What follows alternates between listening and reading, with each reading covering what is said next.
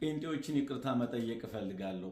ቲክቶክ ሊዘጋም ስለሆነ ይቅርታ መጠየቁ አግባብ ስለሆነ የኢትዮጵያ ኦርቶዶክስ ተዋሕዶ ቤተክርስቲያን የምታመልከው እግዚአብሔርን ብቻ እንደሆነ ጴንጤዎችም አለቃቸው ዲያብሎስም የሚያውቁት ሀቅ ነው በማለት ባስተላለፍኩት መልእክት ብዙ ጴንጤዎች ተበሳጭተውብኛል። ይቅርታ ከመጠየቄ በፊት ግን ይህንን መልእክት ለምን እንዳስተላለፍኩ ለማብራራት እወዳለሁ። በዚሁ በቲክቶክ በፌስቡክ እና በዩቲዩብ እንዲሁም በተለያዩ ማህበራዊ ሚዲያዎች ላይ የሚገኙ የጴንጤ መምህራንና የጴንጤ እምነት ተከታዮች የኢትዮጵያ ኦርቶዶክስ ተዋሕዶ ቤተክርስቲያንንና ቅዱሳንን ሲሳደቡ ተመልክቻለሁ። ከስድቦቻቸው መካከልም እመቤታችን ቅድስተ ቅዱሳን ድንግል ማርያምን የኦርቶዶክስ ጣዖት ናት ብለው ሲሳደቡ ተመልክቻለሁ። እንዲሁም ቅዱሳን መላእክትን፣ ቅዱሳን ጻድቃንን፣ ቅዱሳን ሰማዕታትን፣ ቅዱሳን አባቶቻችንን ሁሉ እግዚአብሔር ያከበራቸውን ሁሉ የኦርቶዶክስ ጣዖቶች ናቸው ብለው ሲሳደቡ ተመልክቻለሁ።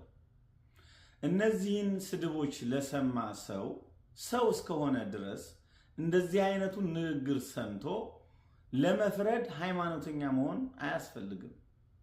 ሰው ከሆነ አስተዋይ ልቦና ካለው እንዲህ አይነቶቹን የረከሱ ንግግሮች ሰምቶ ይህ ትክክል ነው፣ ይህ ትክክል አይደለም ብሎ ለመፍረድ ያስችለዋል። እስኪ እንመልከት። እመቤታችን ቅድስተ ቅዱሳን ድንግል ማርያም እግዚአብሔር ለዘላለም መርጧታን፣ ለዘላለም አክብሯታል። እመቤታችን ቅድስተ ቅዱሳን ድንግል ማርያም ከመመረጥም በላይ የመለኮት ማደሪያ ሆናለች።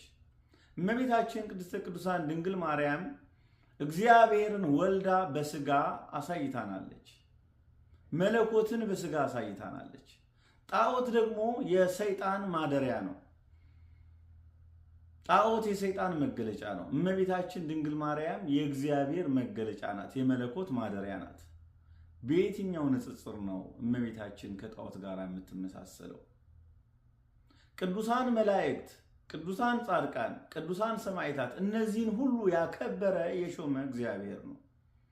በምን አይነት መንገድ ነው ከጣዖት ጋር ሊነጻጸሩ የሚችሉት? እንዲህ አይነቱ አስተሳሰብ፣ እንዲህ አይነቱ ንግግር የዲያብሎስ ሐሳብ ነው፣ የዲያብሎስ ስራ ነው።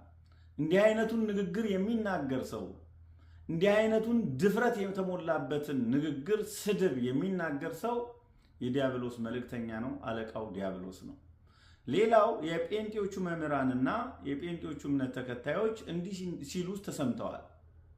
የኢትዮጵያ ኦርቶዶክስ ተዋሕዶ ቤተክርስቲያንን ባዶ እናደርጋታለን፣ ምዕመናኖቿን በተለያየ መንገድ ከቤተክርስቲያን ውስጥ እንዲኮበልሉ እናደርጓቸዋለን፣ እንወርሳቸዋለን፣ ውጠን እናስቀራቸዋለን ብለው ሲናገሩ ተስተውለዋል፣ ሰምቻለሁ። ቤተክርስቲያንን ከምዕመናን፣ ምዕመናንን ከቤተክርስቲያን፣ ወጣቶችን ከቤተክርስቲያን አስኮብልሎ ውጦ ማስቀረት የዲያብሎስ ሐሳብ እንጂ የሰው ሐሳብ አይደለም። ይህንን የሚያደርጉ ሰዎች አሁንም አለቃቸው ዲያብሎስ መሆኑን ላረጋግጥላችሁ እወዳለሁ። ሰው በየትኛውም እምነት ውስጥ ሊኖር ይችላል። በኦርቶዶክስ ተዋሕዶ ቤተክርስቲያን ውስጥም ሊኖር ይችላል። በጴንጤዎቹ እምነት ውስጥም ሊሆን ይችላል። በተለያየ የእምነት ቦታዎች ላይ ሊገኝ ይችላል። ክፉ ስራን እስከሰራ ድረስ፣ ክፉ ስራን እስካራመደ ድረስ አለቃው ዲያብሎስና ዲያብሎስ ብቻ ነው። መልካም ስራ ከሰራ፣ መልካም ነገርን ካደረገ ግን አለቃው ዲያብሎስ ሊሆን አይችልም። ሐዋርያው ቅዱስ ጴጥሮስ በመጀመሪያው መልእክቱ ምዕራፍ 5 ቁጥር 8 ላይ እንዲህ ብሎ ተናግሯል። ስለ እንደነዚህ አይነቱ ሰዎች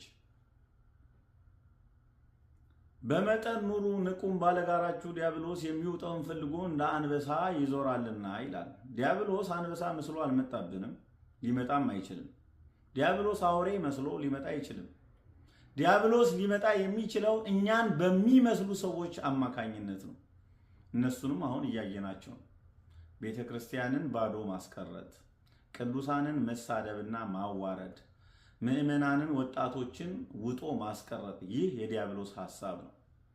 እንዲህ አይነት ስራ ላይ የተሰማራችሁ ሰዎች አሁንም ላረጋግጥላችሁ የምወደው እመቤታችንን ጣዖት ብላችሁ እስከተሳደባችሁ ድረስ፣ ቅዱሳኑን እግዚአብሔር ያከበራቸው ቅዱሳንን ጣዖት ብላችሁ እስከተሳደባችሁ ድረስ አለቃችሁ ዲያብሎስ ነው።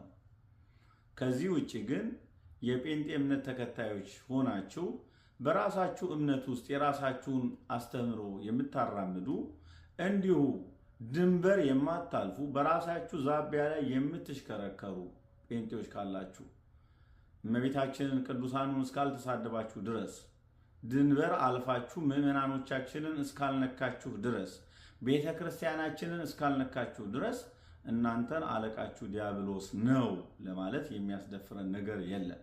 ካስቀየምኳችሁም በዚህ ንግግር እናንተን ይቅርታ ለመጠየቅ እፈልጋለሁ። ኦርቶዶክስ ተዋሕዶ ለዘላለም ጸንታ ትኖራለች። ምዕመናኖቿም የእግዚአብሔርን መንግሥት ይወርሳሉ፣ ጠላቶቿ ይጠፋሉ። እግዚአብሔር ከሁላችን ጋር ይሁን።